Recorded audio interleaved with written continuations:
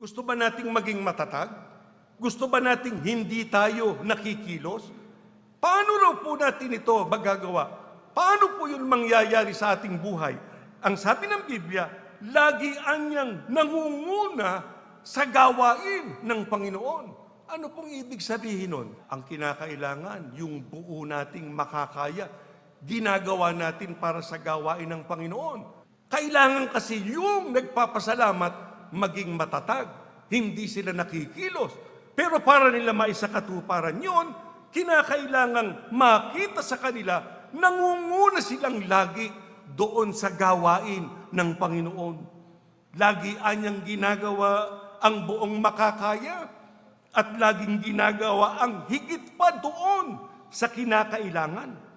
Ang Diyos mismo ang gumagarantiya ng kaligtasan ng mga tumutulong sa gawaing pagpapalaganap. Kahit na sila ay nagpagod, hindi sayang yung kanilang pagod.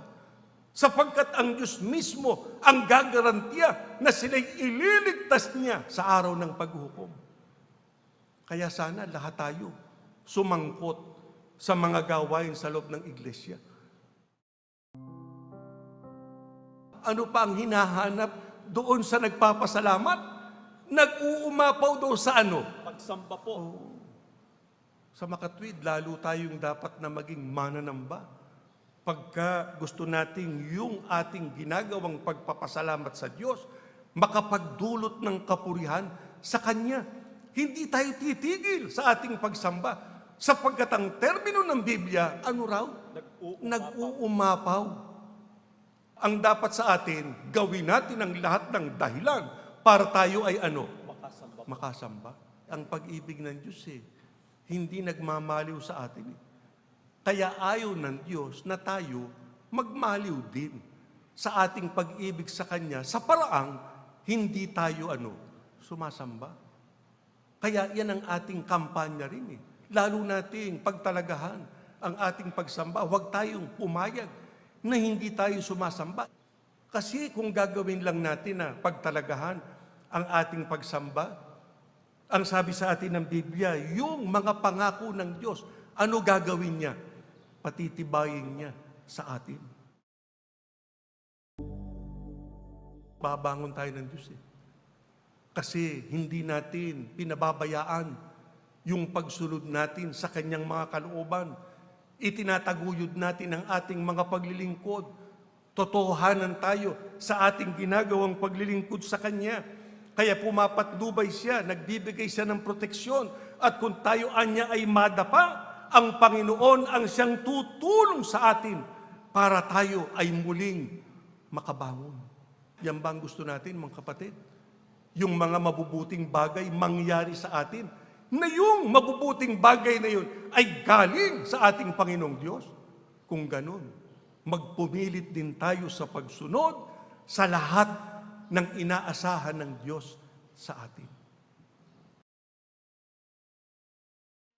Hinihikaya tayo ng Diyos na tayong bayan niya, lalo na tayo, bayan tayo ng Diyos sa mga huling araw. Magtiwala tayo sa Kanya, manangan tayo sa Kanya, umasa tayo sa Kanya, magkaroon tayo ng kumpiyansa sa ating Panginoong Diyos sa lahat anya ng panahon. Sapagkat siya ang ating depensa, siya ang ating moog, siya ang ating malaking bato, siya ang tutulong sa atin para nang sa ganon, hindi tayo makilos anuman ang ating masagupa sa mga darating na panahon. Ang sabi po ng Biblia, maggalak-anya kayo at umawit, samantalang pumapasok kayo upang sumamba sa Panginoon.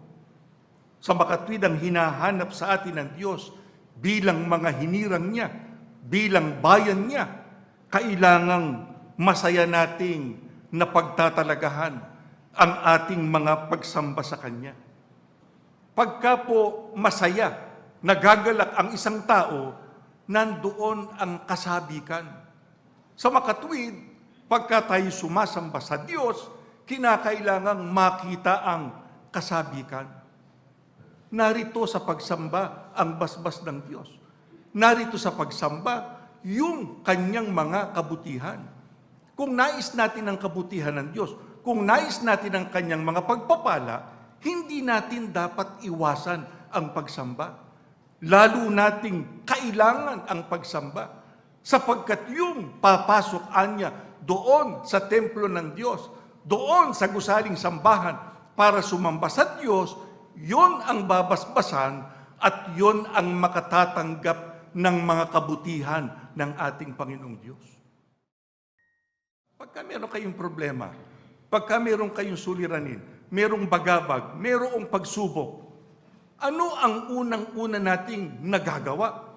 Katulad ba ng sinabi sa atin ng Biblia na sinasabi kay Job, na ang sabi, humingi ka ng tulong sa Diyos? Dapat meron kang mabigat na suliranin. Ang unang-unang hingan mo ng tulong, sino? Ang Diyos. Ano man ang ipukul sa iyo, ano man bagay ang gawin sa iyo, ang sabi sa atin ng Biblia, ikukubli ka ng Panginoong Diyos.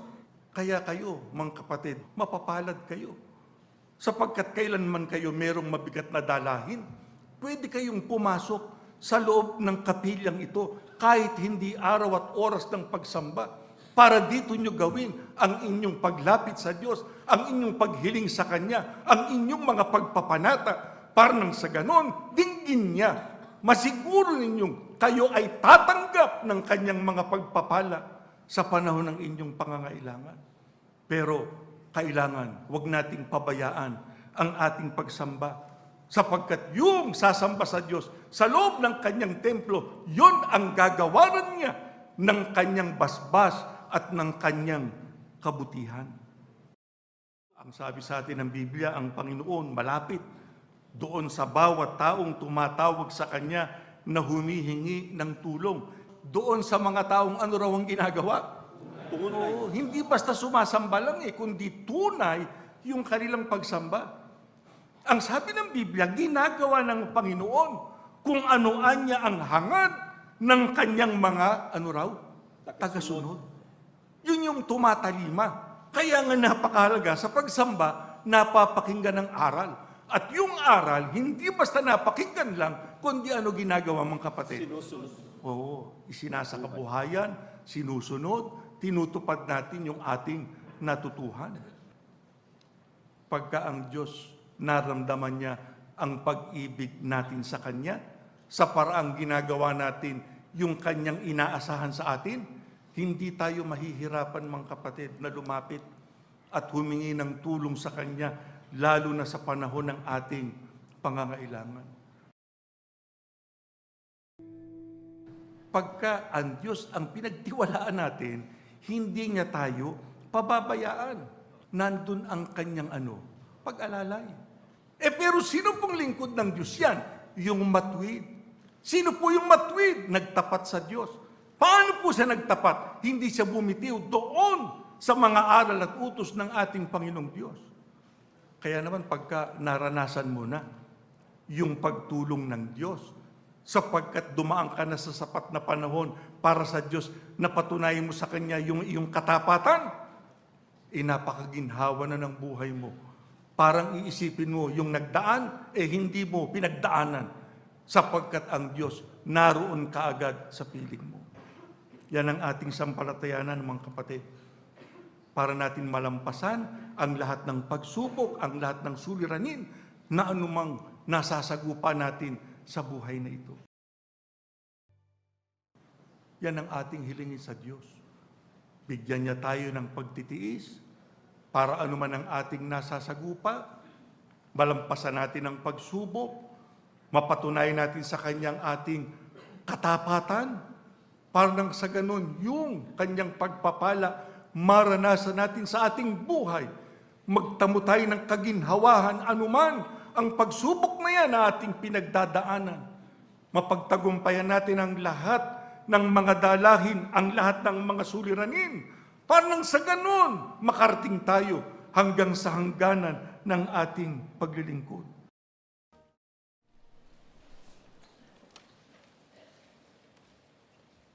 Kailangan nyo ng pagpapala ng Diyos? Kailangan nasa loob ka ng Iglesia ni Cristo? Ang may sabi ba niyan, kami? Hindi po. Sinunod lang namin yung sinasabi ng Biblia. Kaya kami nasa loob ng Iglesia ni Cristo. Ang nagtuturo sa atin, Biblia, kung paano tayo maliligtas, kung paano tayo tatanggap ng mga pagpapala mula sa ating Panginoong Diyos. Paano po mangyayari yon? Kailangang magkasama-samaan niya sa iisang katawan ng iisang katawang tinutukoy. Alin daw po? Iglesia ni Cristo. Kasi baka ang isipin ng iba, ang Iglesia ni Cristo, yung iba't ibang mga relihiyon. Hindi po. Hindi sinabing marami. Ang sinabing iisang katawan lang ang Iglesia ni Cristo. Yun ang kinakailangan ng tao para maligtas, para magtamo ng mga pagpapala mula sa ating Panginoong Diyos. Hindi masama na tayo ay maghanap buhay. Hindi masama na tayo ay mag-asikaso sa ating mga pangangailangan. Pero kung inaasikaso natin ang mga bagay na yan, ang lalong mas mahalaga, ayon sa pahayag kanina ng ating Panginoon Jesucristo, matamo natin ang buhay na walang hanggan. Tumanggap tayo ng aral mula sa Diyos sa pamamagitan ng Kanyang sugo. Kailangan yung mga aral na yun ng ating Panginoong Diyos, kagaya ng sabi sa atin ng mga apostol, patuloy nating sampalatayanan. Kaya huwag tayong papayag, meron tayong nalalabag sa mga aral at utos ng ating Panginoong Diyos. Sapagkat yan ang ating ikaliligtas. Yan ang dahilan kaya tayo tinawag, kaya tayo hinirang, para natin masunod yung mga kalooban ng ating Panginoong Diyos at maging dapat tayo sa ginagawa nating mga paglilingkod sa Kanya. Ano po ang sabi sa atin ng mga apostol? Para tayo ay maging matatag, matibay doon sa aral na ating sinampalatayanan. Ang sabi sa atin, hindi natin dapat sayangin ang kahit na isang sandali anya. Hindi anya dapat aksayahin yung mahalagang oras ng liwanag. Sa ano? Doon anya sa mga kahangalan, doon anya sa pagpapakalabis o sa kalayawan, doon anya sa pagkakatulog at pagkakagumon, anya sa kasamaan. Sa makatwid, sa isang madaling salita, ang isang Iglesia ni Cristo magiging matatag, matibay, para siya maging dapat sa kaligtasan sa araw ng paghukom, isinasagawa niya yung pagbabagong buhay. Di ba't yan ang kampanya natin ngayon sa Iglesia? Kasi nga, alam nating malapit na ang araw ng paghukom. Yung mga nangyayaring hindi pangkaraniwan sa mundong ito, alam natin mga palatandaan yan. Malapit nang dumating si Jesus para kunin ang mga maliligtas at dalhin sa piling ng ating Panginoong Diyos. Pero paano po tayo maliligtas? Kailangan matatag, kailangan matibay, kailangan nasa uring sumasampalataya. At yung matatag, matibay, nasa uring sumasampalataya, hindi siya pumapayag na ang uri ng pamumuhay na hinahanap ng Panginoong Diyos sa Kanya, hindi niya naisasakatuparan. Dapat patuloy nating gawin ang pagbabagong buhay. Pagka ginawa natin yan, ano po ang ating matitiyak? Magiging matibay at matatag tayo sa atin pong pagka-Iglesia ni Cristo. Ang sabi sa atin ng Biblia, magtiwala tayo sa Panginoon, manalig tayo sa Kanya. Sapagkat pagka ginawa nating magtiwala at manalig anya tayo sa Kanya, ililigtas tayo ng ating Panginoong Diyos. Ang sabi sa atin ng ating Panginoong Diyos, yung Kanyang kakalingain, ipagtatanggol at ipagsasanggalang, yun anya yung lingkod niyang sumasamba sa Kanya. Kaya yung pagsamba, napakahalaga. Pagka mayroon tayong problema, hindi natin dapat iwanan ang pagsamba. Kahit ano masagupa natin, mga kapatid, huwag nating bitawan ng pagsamba kung nais natin ng tulong ng ating Panginoong Diyos. Meron ba kayong kaligaligan sa inyong buhay? Gusto niyong tulungan kayo ng ating Panginoong Diyos? Huwag nating pabayaan ang ating pagsamba. Pagka tayo sumunod sa Diyos, mga kapatid, di niya tayo pababayaan. Pagka yung ating mga sagutin sa Kanya, hindi natin pinitawan, hindi niya tayo lalayuan. Kakalingahin niya tayo, tutulungan niya tayo, ibibigay niya sa atin ang ating pangangailangan pagka tayo tumawag sa Kanya, pagka hindi natin pinabayaan ang ating mga sagutin sa Kanya. Alam ko kung minsan, Nahihirapan kayo dahil sa inyong hanap buhay. Pero walang imposible sa Diyos pagka tayo humingi ng tulong sa Kanya. Bakit hindi yun ang ating pakiusap sa Kanya? Tulungan niya tayo mapagtalagahan ang ating mga pagsamba. Mapagtalagahan natin yung uri ng pamumuhay na hinahanap din niya sa atin. Para yung Kanyang mga pagpapala, matanggap natin at maitaguyod natin ang paglilingkod sa Kanya hanggang sa makasapi tayo sa pangakong kaligtasan.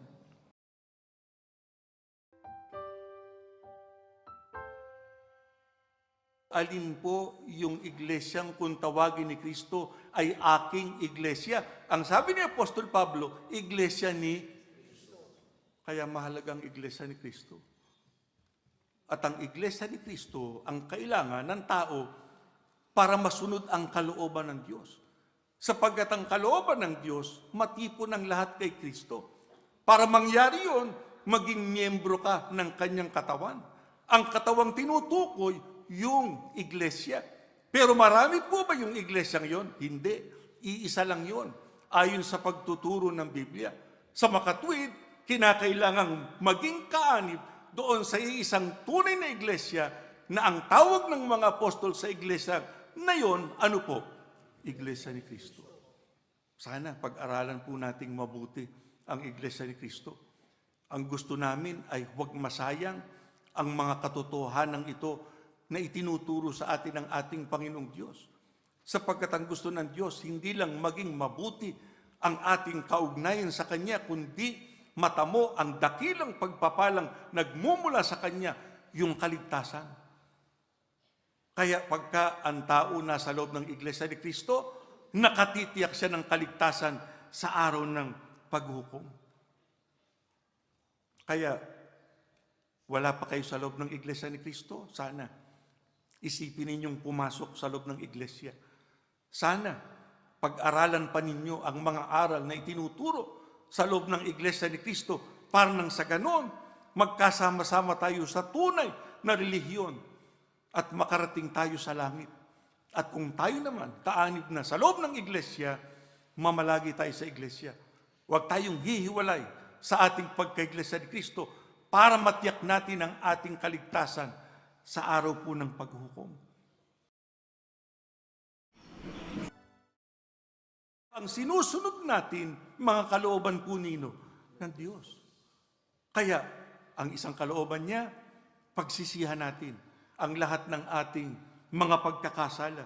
Ang kalooban niya, magbago tayo ng ating pagkataong loob. Di ba yan ang atin pong kampanya ngayon sa kasalukuyan sa iglesia? Hindi lang ang pinaiigting natin yung gawaing pagpapalaganap, pati yung pagbabagong buhay. Nagsasagawa tayo ng paglilinis sa loob ng iglesia. Ano dahilan? Sapagkat ang hangarin natin, pagdating ng araw ng paghukom, na ito'y totoong malapit na, datnan tayo ng ating Panginoong Sukristo na nasa uri na Kanyang ililigtas sa araw na yun. Ang sabi sa atin ng Biblia, kinakailangan mamuhay tayo ng matuwid. Kinakailangan gawin natin kung ano ang nais niya para yung mabubuting hangarin ng ating puso maibigay sa atin ng ating Panginoong Diyos. Mga kapatid, yan po ang bentaha ng ating pagka-iglesia ni Kristo. Ang tao sa mundo, pagka nagkaroon ng mabigat na problema, kung ano-anong naiisip na gawin. Minsan, yung sariling buhay niya ay kanyang kinukuha dahil napakatindi ng kanyang problema. Pero hindi dapat magkaganon. Sapagkat kung meron kang Diyos at mabuti ang kaugnayan mo sa tunay na Diyos na iyong kinikilala, anuman ang ating masagupang mabigat na suliranin dito sa buhay na ito, malalampasan natin lahat yan. Madadaig natin ang lahat ng yan. Sapagkat ang sabi ng Biblia, ibibigay ng Diyos ang hangarin ng ating puso. Hindi niya tayo pababayaan. Yan ang ating asahan, mga kapatid.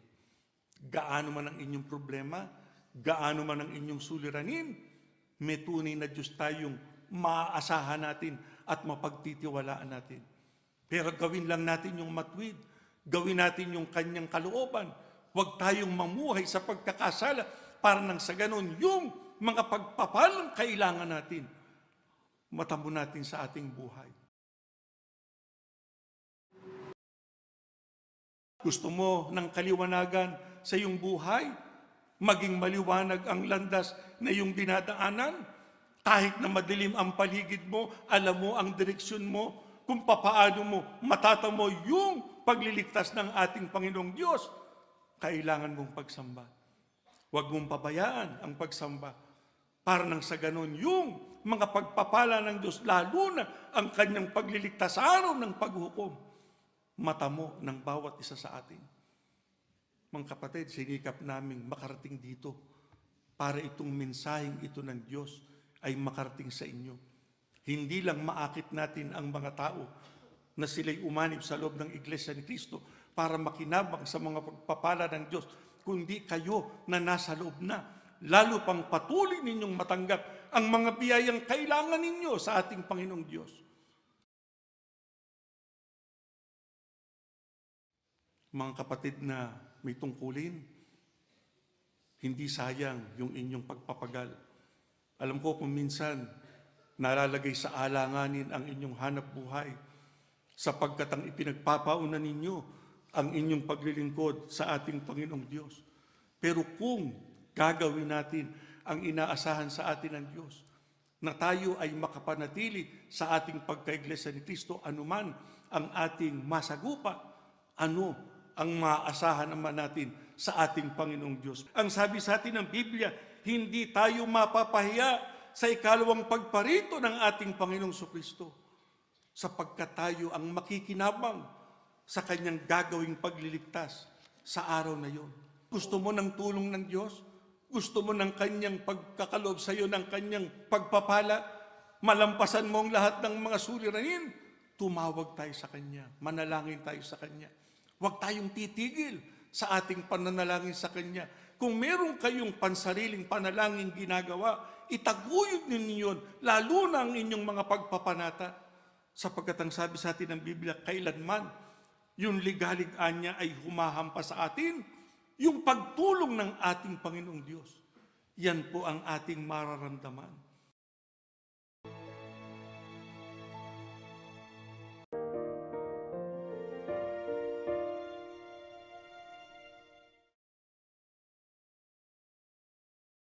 Ang sabi sa atin ng Biblia, aking anak, ibigay mo anya sa akin ang iyong puso.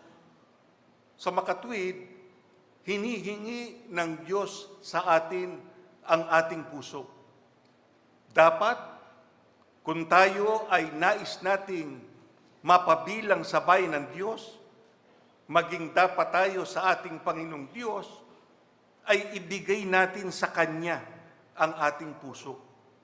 Yung tunay na lingkod ng Diyos na ibinigay na sa Diyos ang kanilang puso, ang kanilang kaligayahan, sundin kung ano ang kalooban ng ating Panginoong Diyos.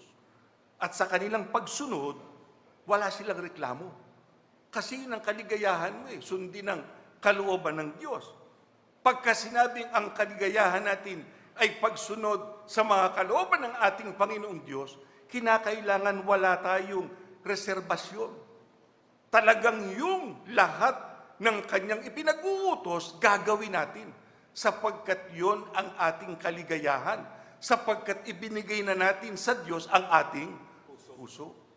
Kaya tignan ninyo ang isang iglesia ni Cristo na ganyan ang katangian. Hindi niya pababayaan ang kanyang pagsamba sa Diyos. Pahahalagahan niyang pagsamba. Sapagkat ibinigay niya sa Diyos ang kanyang puso, nakahanda na siyang sumunod, ano man ang ipag-uutos sa kanya.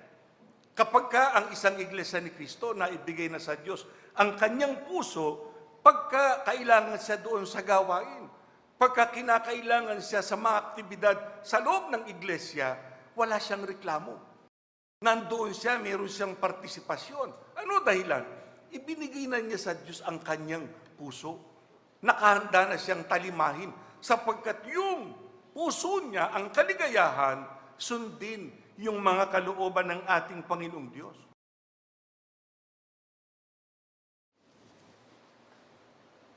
Yan ang utos sa atin ng Diyos. Huwag tayong magsawa sa paggawa ng kung ano ang mabuti. Alin po ba yung mabuti? Yung mga kautusan ng ating Panginoong Diyos. Pagka ating sinunod yun, yan po ang para din sa ating ikabubuti. Pagka yung ating sarili ipinagtiwala natin sa Diyos, ang sabi sa atin ng Biblia, kikilos ang ating Panginoong Diyos para sa atin. Magliliwanag ang buhay natin, hindi magiging madilim, sapagkat naroroon ang patnubay ng Diyos para yung kanyang mga pagpapala ay ating matamo. Kailan? Pagka tayo nagtiwala sa Kanya. Kaya kung meron tayong problema, hindi ang solusyon, mga kapatid, ay tumigil sa pagsamba o iwan natin ang ating pagkaiglesia ni Kristo. O kung tayo mayroong tungkulin, bitawan natin ang ating tungkulin. Lalo nating tuparin yung ating mga sagutin. Sapagkat ang sabi ng Biblia, pagka tayo gumagawa ng mabubuting bagay, yan ang pagtitiwala sa Diyos. At pagka nagtiwala tayo sa ating Panginoong Diyos, yung mga pagpapalang kailangan natin, ibibigay ng Diyos sa atin. Hindi niya ipagkakait yun. Ang sabi ng ating Panginoong Kristo, ang inyong amang nasa langit ang nakakaalam, kailangan ninyo ang mga bagay-anyang ito. Kaya walang dahilan para tayo ay magduda, mag-alinlangan doon sa mga ipinahayag niyang yun.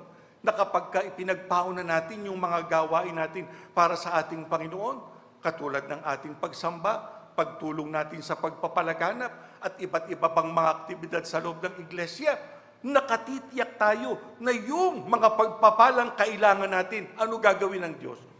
Ibibigay niya sa atin. Kaya nga ang mga iglesia ni Kristo, ganyan na lang ang pagtulong nila sa gawain ng ating Panginoong Diyos. Ganyan na lang ang pagtatalaga nila sa mga paglilingkod na dapat nilang gawin sa Diyos. Ano dahilan? Sapagkat yung pagpapala ng Diyos, totoo yun, ibibigay niya sa atin. Kapag nakita niya siya ang ating ipinagpapauna sa ating buhay. Pero anong ginawa ng mga unang lingkod ng Diyos para sila makalampas anuman ang kanilang problema? Narinig ba niyong sabi ng lingkod ng Diyos sa ating Panginoon? Bigyan mo po ako ng lakas gaya ng iyong ipinangako. Tayo ba, mga kapatid, pinangakuan din ng pagpapalakas? Oo. Kaya tignan ninyong iglesia. Nagtataka sila, bakit ang iglesia ni Kristo, sa kabila ng katotohanan yung ibang mga relihiyon, pabagsak na. Pero ang iglesia ni Kristo, palakas pa rin. Na itataguyod pa rin ang paglilingkod sa Panginoong Diyos. Ano dahilan? Tunay ang Diyos natin. At pagka humingi tayo ng lakas sa ating Panginoong Diyos, ibibigay niya sa atin yung lakas na ating kailangan. Tandaan ninyong ating Panginoong Kristo ang ginawa ng Diyos na tagapagligtas.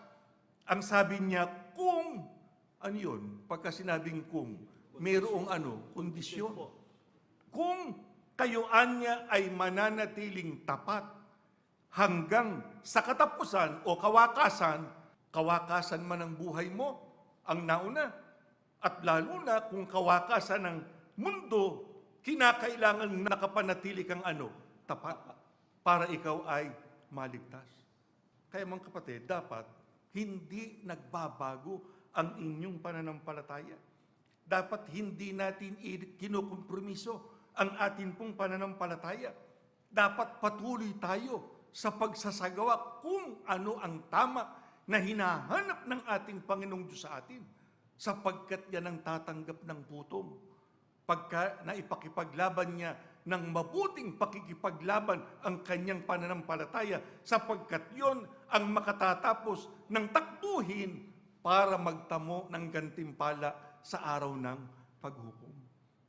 Huwag tayong papayag magkaroon ng kapinsalaan yung atin pong ikapagtatamo ng kaligtasan.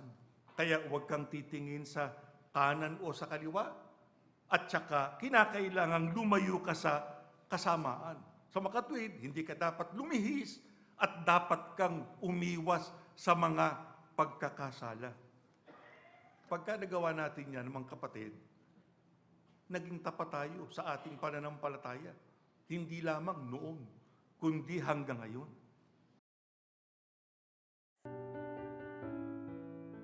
pagka yung mga aral ng Diyos na itinuro sa atin ay inalala natin, pinanghawakan natin. Anong sabi sa atin ng Biblia? Tayo raw ay ano? Maliligtas. Yun ang ating kaliligtas. Kaya, para yung pananampalataya, hawak-hawak natin hanggang sa wakas, hindi tayo dapat pumayag na yung mga aral na itinuro sa atin na bago. Kasi tignan ninyo, mga kapatid, bakit tayo nag-iglesia ni Kristo? Kasi ang sabi ng ating Panginoong Kristo, sino mang pumasok sa loob ng kawan, ano mangyayari? Maliligtas. E alin po yung kawan? Iglesia ni Kristo. Kaya, yun ang itinuro ng sugo sa atin. Pumasok ka sa loob ng Iglesia ni Kristo kung gusto mong maligtas. Kaya, tapat ka sa pananampalataya, hindi ka bibitiw sa iyong pagka-Iglesia ni Kristo. Kahit ano mangyari. Hindi ka paggagambala. Diba? Kahit may pagsubok, kahit may suliranin, kahit mayroong kapighatian, kahit mayroong nang-uusig, mayroong nang-uupat, hindi ka bibitaw sa pagka-Iglesia ni Kristo mo. Pinanghahawakan mo yun. Hindi lamang noon, kundi hanggang sa mismong araw na ito, ang totoo hanggang sa araw ng paghukom. Ano ang payo sa atin ni Apostol Pedro? Pagka tayo nakakasagupa ng pagsubok, ang sabi niya sa atin, huwag kayong malito. Huwag anya kayong mabigla. Kailan? Pagka dumadaan kayo sa matitinding pagsubok. Kung nabigla ka man, kung nalito ka man, huwag kang mamalagi doon sa ganoong kalagayan. Pagka pala tayo dumadaan sa pagsubok, ang sabi sa atin ng mga apostol, nagiging kakambal ka ni Kristo sa kanyang mga paghihirap. Kasi tandaan ninyo, anong ginawa ng ating Panginoong Kristo nang siya ay makasagupa ng mga pagsubok sa kanyang buhay? Nagsakripisyo siya. Alang-alang sa atin. Kung kinakailangan niyang pagdaanan ang mga yon, gagawin niya alang-alang sa iglesia. Kasi ang maliligtas, pagka ginawa niya yon, sino? Tayo na napaanib sa loob ng iglesia ni Kristo. Paano po natin ia-apply sa ating sarili ngayon yon? Tayo, kakambal ng ating Panginoong Kristo, kinakailangan nakahanda rin tayong magsakripisyo alang-alang sa ating ginagawang paglilingkod sa Diyos. Alang-alang sa ating kahalalan. Alang-alang sa ating pagkaiglesia ni Kristo.